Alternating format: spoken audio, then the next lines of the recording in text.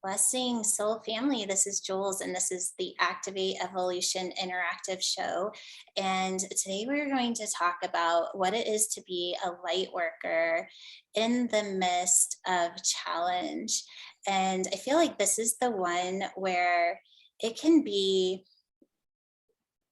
challenging, let's just put it that way, of when we are in the midst of a challenging situation, when the ego mind comes in and we want to kind of start to path what we think should be happening. Or another way of saying that is, let's just say we're in a challenging situation and we're actually judging the situation itself, then we're kind of bypassing what it is to be a light worker. One of the things that I hear all the time is that if we're a light worker, that our lives should be always light. It should be in this place of ease and grace, and that those challenges shouldn't challenge us. But I find that as a light worker, especially a high level light worker, like a lot of the people that are in the community, the opposite is actually true, is that we will be put in places where light is needed. And if we can approach our challenges in that way, then we kind of get out of our own way as far as the judgment of what it is that's actually happening. And we allow ourselves to stay in the expression of the light that we're actually here to shine. And then when we have more intimate things, like let's say it's some family members or our children, our brothers, whatever it is, when we have these times when we have people around us that are suffering or that are going through a challenge themselves, and we want to, as light workers or sensitives, to quote unquote help them. And this is the one place where I feel, being a light worker, our boundaries of what is actually being created. And what I mean by boundary is the boundary between what we think is right and then allowing the divine to come in and actually do the work, is the boundary that I'm talking about. And because it's easier to show up and be the helper. It's, oh, I'm going to save this person, or, oh, I'm going to make them feel better, or, oh, I'm going to be the solution to their problem. And there's nothing wrong with that. But we always want to check in and find, where is this guidance actually coming from before we even act? Because when we're in connection and the divine is bringing to us someone that is in distress, let's just say, or in a challenging situation, we immediately want to jump in and meet the challenge and come up with the solution or to heal the problem. And all I'm saying is to just take another moment before we move and jump in, align with the divine and ask, how am I of service right now? I'm opening up as a channel. How am I of service in this situation right now? And then we know when the energy starts to flow into us, and let's just say it's having a conversation, all of a sudden, the conversation kind of shifts into a frequency where we're starting to speak from the frequency of the divine. And even if it's all we do is say, I hear you, I'm sorry you're going through this. Know that I love you and you're not alone. They received the frequency that was needed, and you didn't have to heal them because you are never the healer. It's always coming from the divine frequency. All we are doing is opening ourselves up as a channel of grace. With that, if we're starting an interaction of some sort of challenge from that place, then we don't feel drained. We don't feel like we've given too much because we're not actually the ones that are giving. It's the divine using us as a vessel to give. And in that, anytime we walk away from a challenging situation from that place, we feel more energized. We feel more connected to the divine. We're like, okay, I got this. Like, use me as a vessel because I feel good right now. If we're walking away from a situation where we feel depleted, then we know we didn't check into the divine frequency. And so Kathy had a question of, how do I know when to get back in my own lane? We never move out of our lane. We're always in our lane because our lane isn't our lane. It's the divine frequency. It's the lane of the divine. And if we get out of that lane, then we know we're in the lane of the ego. And then we're going to create from the ego in that lane. And that's when we start to feel a little bit depleted and we start to question ourselves. Go ahead, Kathy. And what's so great about what I'm learning over this last little while with the retreat is I've caught it very quickly and was able to bring myself back into the divine. It was like, oh, I'm out, bring it back up. So I did that. I love it. I love it. And so, well, let's just say that we're talking about the exact same thing and we're doing it more on an internal level. So it's an internal challenge within us where we're battling either emotion or an old story, old programming that's starting to come up for us to look at. The same exact thing is true, is that we can be the light worker for our own reality. We can be the light of our own reality. And I can say 100% of the time, when we are going through a shift and we invite the divine experience to come in, and we're not judging what that experience is, because it's not about, okay, pour into me. I want to have this from the divine experience. And then we go to this place that we should feel amazing and that it should turn out this way and that this is going to happen. Then we know we just invited the divine in from our ego mind and that we're actually trying to create a divine experience from the mini me or the ego mind, from our programming. And the divine can't come in that space. And so when we invite the divine to come in, allow me to have this experience through the divine experience, we have to allow ourselves to move through a space where we actually move outside of our own programming. And if we need to use some tools in order to do that, then we should be doing that. So some different ways that we can do that is, what you want to do is actually activate the conscious part of the brain. Because if we're in a chemical reaction, so if we're in an emotional response, let's say, then we can use different tools to actually move to the conscious part of our brain. And one of my very favorite things, this is actually a technique that they use on 2-year-olds when they have temper tantrums, is to start naming your experience. My hands are sweaty. My heart is beating really, really fast. I want to get up and I want to run away. And then to take it a little bit further, once you're able to start naming what you're doing, you know you're starting to move into the conscious side of your brain. And some of you guys have heard me say this, but then my favorite one to do after that is, because then you're actually moving consciousness into imagination, is that you have to think of something that you wouldn't normally do. So okay, I'm downstairs, I'm going to go upstairs and I'm going to wash my hands in the guest bathroom in the second sink. Then you wash your hands. Okay, now I'm going to go downstairs in the kitchen and I'm going to use the green towel to dry them off. So you have to start using that part of your brain to actually come up with things that are so outside of something normal that you would do, that you start to move into the imagination of your brain.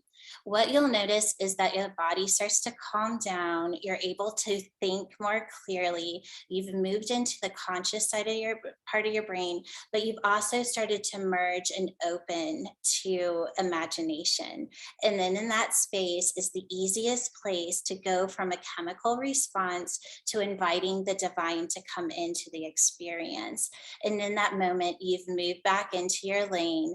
And if we can stay in that space without judging the experience or expecting the experience to be a certain way, we allow magic to come in. Because the truth is that everything is the divine design. And if we can live our lives in that space, magic happens every time. So let's see, do I have something more? Do you guys have any feedback or questions about what I've said? Jennifer? And you are on mute now. I'm going to go back. Yeah, so I just wanted to relate it to some anger that I had come up the past few days. And I knew about these tools, counting backwards, going downstairs, and I usually use them.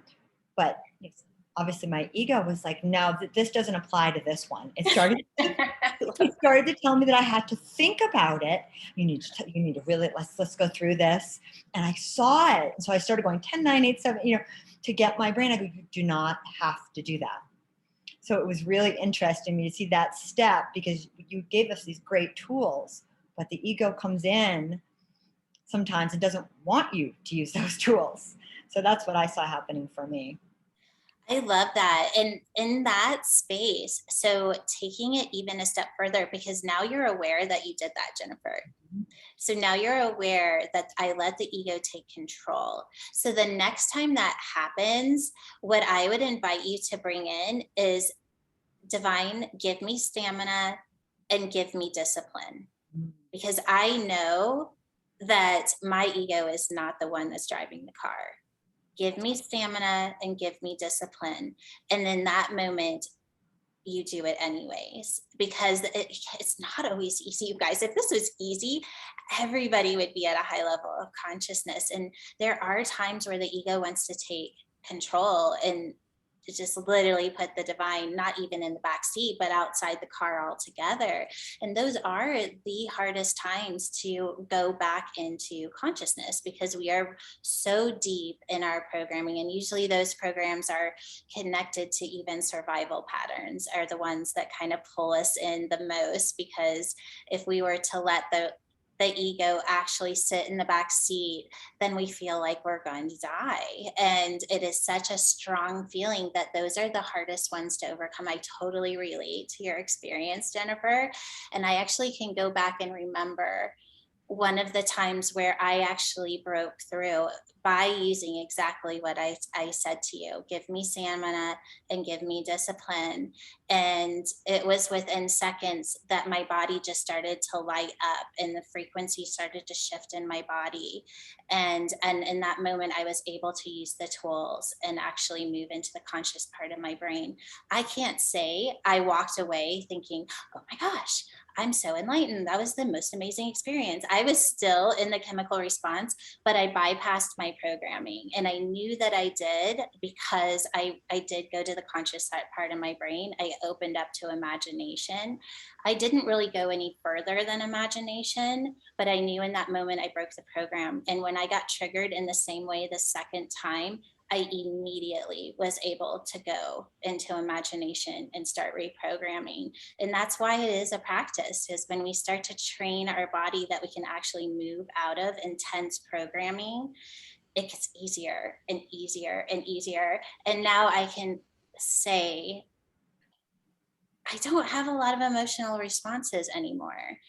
And so much so that sometimes I kind of baffle myself. I mean, when I feel like I should be having an emotional response right now, and there's nothing there because there's no program to be run. And that's where I am 110% sure that emotion is related to programming. Otherwise, it's a feeling. An emotion that is connected to a chemical response of the body is running a program. And so, and the reason that this is actually really a powerful thing to know is that when our bodies start to run an emotion or a chemical response, like whether it's fear, anger, whatever it is, anxiety, in that moment, we know that we are in a program. And that the chemical response is our body's way of trying to keep us safe in primal consciousness, right? And if we can consciously be aware of that, we can bypass primal programming. Because this human is basic human evolution right now, because we're not cavemen anymore. And the first question is always, am I actually in danger right now? Am I about to die? And if the answer is no, then I know that I'm just running a program. And then I can step outside of the chemical response of my own body, and I can move into my own consciousness, and I can actually be the programmer of my own experience. And it does take practice, but just knowing, oh, this is just a chemical response in my body. I don't have to freak out right now. Like, this is just normal primal response that happened. It doesn't mean anything, and I don't have to feed it more energy. I can just witness that my body's in a chemical response. I can wait for it to pass, and then I can actually go into a place where I can make a conscious decision outside of emotion, because we never want to make decisions based on emotion. If I could just add that also, when that was going on for me, and I was holding on to wanting to figure it out, and I gave myself a tool that I had heard, in your past teachings, that after 30 seconds, that's all you need. So for me, I gave myself the 30 seconds to just maybe trace where the anger was coming from so I could release that program. And then when I started to go back again, the brain started doing the looping. I'm like, nope, you already had 30 seconds. So I had heard that as a tool along the way in one of your teachings, and it helps. It really helps. And then I can do the 10, 9, 8, 7. But if I give myself just 30 seconds, I feel like I get a little treat to just give, because I think it's important to not bypass the feeling, to see where it's coming from and then let it go. Is that? Absolutely. I am all about being in awareness of what the trigger was, and meaning that even if the awareness is just, I was just triggered. If we feel that it's important to get the information from the emotion itself, so it could be, okay, I get angry when I feel threatened around so and so. I'm not really coming up with something. But then we can be like, okay, well, that's the program. I can see it running. And now I can move back and move into the space, and we can start to kind of create another identity around that. I'm just going to, yesterday after our call, my daughter FaceTimed me, and I was like, oh, that's really weird, because she's supposed to be in school. She's a student teacher right now. And so there was a bomb threat at her school, and there was a gunman with a gun right outside her window. And so she was calling, just letting me know all this that had happened. And she was, obviously a little bit distressed, and because she was all by herself as the student teacher. The teacher that she's student teaching for is out for the whole entire week. So she's the only one taking care of these kids. And the principal came in, and she was the first class to be evacuated because the gunman was actually outside her window. And so she has all these little, like, third graders. And so everyone was fine. And she's going through the story, and I was holding the high frequency for her, and I let her speak. And everything in me, I could feel the part of me wanting to panic that my daughter was in danger, and that all these little kids are in danger, and everybody is in school is in danger. And she kept going with it of like, oh, now she can't get her car back because they're doing bomb scans and just all this stuff. And I'm like, oh my gosh, this is like a really traumatic situation. But I had not one chemical response to it. I held the high frequency the entire time. And every time she would talk, I would reflect and let the divine come in and just say, and it wasn't that I was saying anything spectacular. I was only speaking from the divine. I even called in a little persona, and we had a little fun with it. And by the time she got off, some of the teachers walked by, and they were going to go to the bar and have drinks. And so I was just like, it just turned into this traumatic thing to where now she's bonding with the other teachers at the school, and everyone kind of came together, and it became this place of unification. And it was just so beautiful to watch it.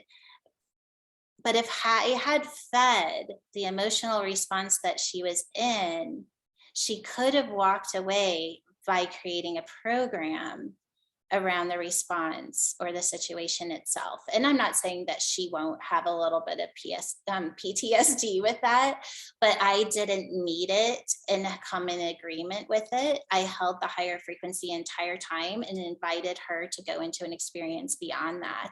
And that's being a light worker. It's not meeting the frequency of what the challenge that we're seeing, but always holding the highest light, even if we don't say anything, that we hold it in our hearts.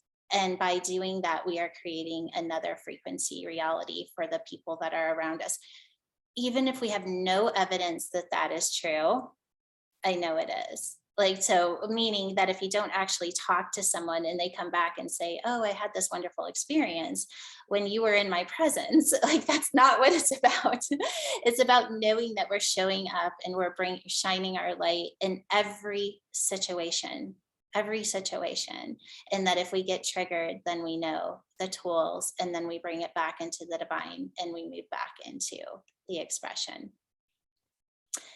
Anybody else have anything they want to add or question? I feel like this was just so needed because there's just so much, there's a lot of story going on in the world right now. And I think if there was anything I would say about that is, as a light worker, as a way shower, it's time to stop listening to everybody else's opinions and stories and step into the truth of what the divine is pouring through you, and start to create a reality or a truth around that, because it's needed, you guys. If you are listening to this right now, you are a true way shower. And way showers don't look outside of themselves to find something to believe. They look for high frequency reflection, where you can talk about different levels of truth, and we can invite the divine to come in through that reflection to elevate us to even higher levels of truth. But we're not seeking somebody else's belief system as our own truth. And when we notice that we're doing that, we need to take a break, come back inside, invite the divine to come in, connect to the truth of the divine within our own hearts, and then hold that in the reality that's being shown. And I would even say, once that's embodied, to not back down when you're asked what you believe.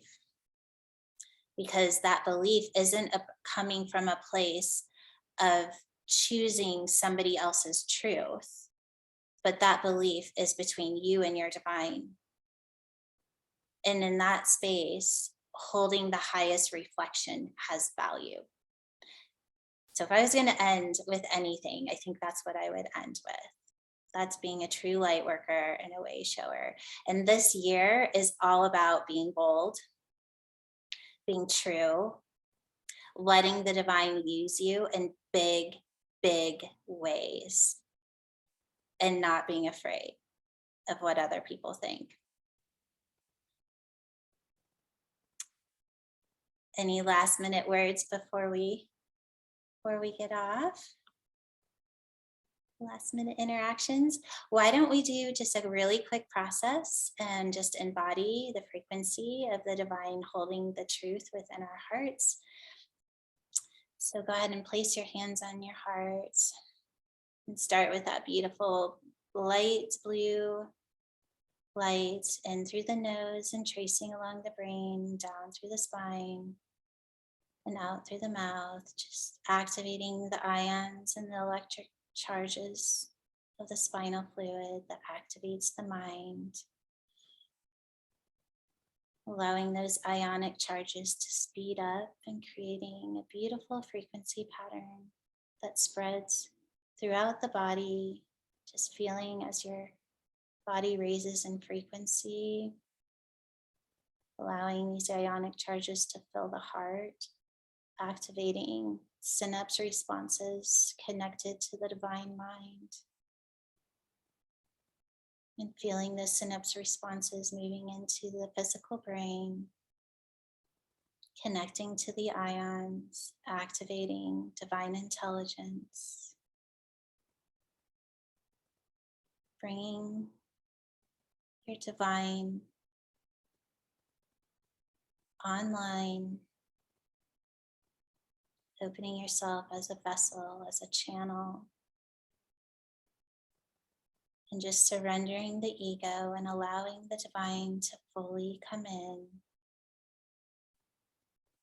and surrendering the need to have control, to need to know why or how, and just feeling how your body just relaxes into that frequency. And in this moment, asking, what do I want to see through the divine eyes? And noticing what that feels like.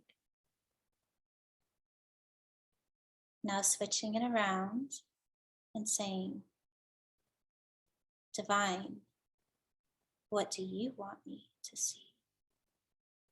And just noticing how your frequency immediately shifts and moves into a high vibration. And in the next moment, choosing, I surrender to my divine. I see through the divine eyes. I hear through the divine ears. I speak the divine tongue. I love as the divine. I open myself as a channel. Use me. Show me the truth that is needed in the world.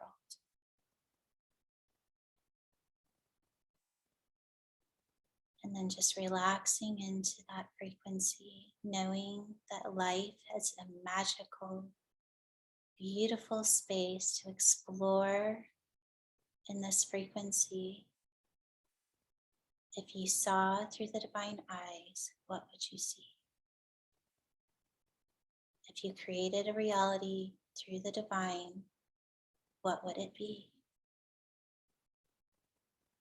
And let that be your truth. And just taking in a deep breath, allowing the divine to fill every cell, and breathing out, feeling uplifted and ready to take on the world, to be bold, to be big, to be in the essence of your divine truth. And until we meet again, go live in the highest potential as the divine flows through you.